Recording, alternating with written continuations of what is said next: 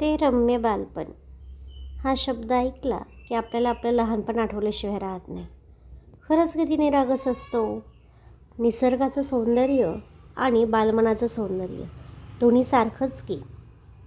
ही बहरलेली फुलं आणि त्यामध्ये खेळणारी ही माझी मुलं खरंच मला आनंद देऊन जाणारी होती. जगावं कसं, आयुष्याकडे किती आत्मीयतेने पाहावं आणि प्रत्येक क्षण हा आनंद घेण्यासाठी आहे हे कधीच मुलं विसरत नाहीत. मुलांना खाण्यापेक्षा खेळण्यामध्ये जास्त इंटरेस्ट असतो हे मला नव्यानेच माहिती झालं. किती मुलांना खा खा म्हटलं तरी मुलांना खाण्यामध्ये इतकं रुचकर वाटत नाही जेवढं त्यांना खेळण्यामध्ये वाटतं. आता आम्ही ज्या ठिकाणी राहतो केडगावमध्ये तिथे अशी गार्डनं ह्या गोष्टी कमीच, पण आजोळी आल्यावर म्हणजेच त्यांच्या माई आबांच्या घरी मामाच्या घरी आल्यावर मुलांना गार्डनला जायचे ही हौस काही वेगळीच. मग तो घरी झुला असतानाही गार्डनमधला झुला झुलणं वेगळंच त्यांना कौतुक.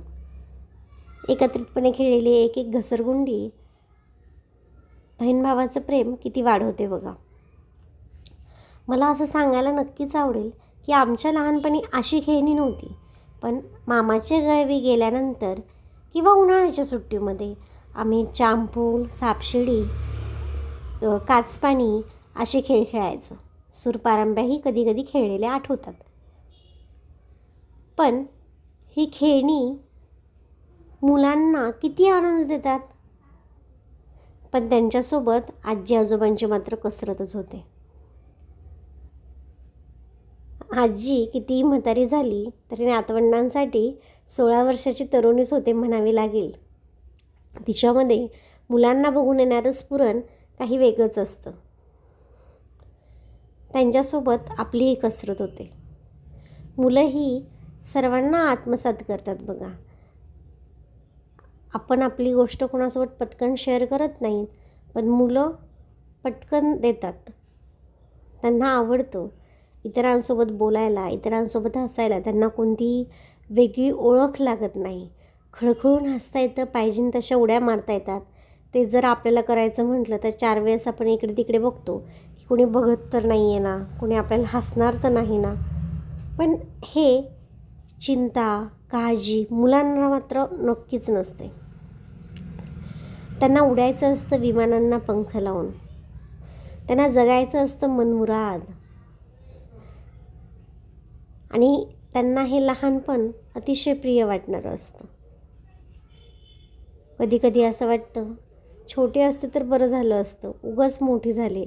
आत्ता वाढलेल्या जबाबदाऱ्या, कामाचा लोड, ह्या सर्व गोष्टी लहानपणी तर नव्हत्या. आणि याच्या विरुद्ध जेव्हा लहान होते तेव्हा मला वाटायचं, लहान असताना मला असं वाटायचं किती अभ्यास करावा लागतो.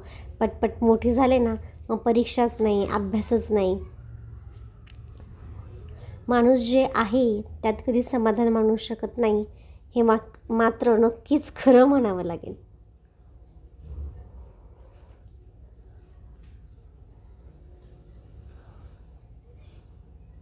आमच्या लहानपणी बर्फाचा गोळा खायला असायचा, त्याला आम्ही गारीगार असं म्हणायचो. आता ह्या मुलांना ब्रँडेड आईस्क्रीम्स असतात, वेगवेगळ्या प्रकारचे खाद्यपदार्थ असतात. यांच्या आणि आपल्या लहानपणामध्ये थोडा थोडा फरक मात्र नक्कीच आहे.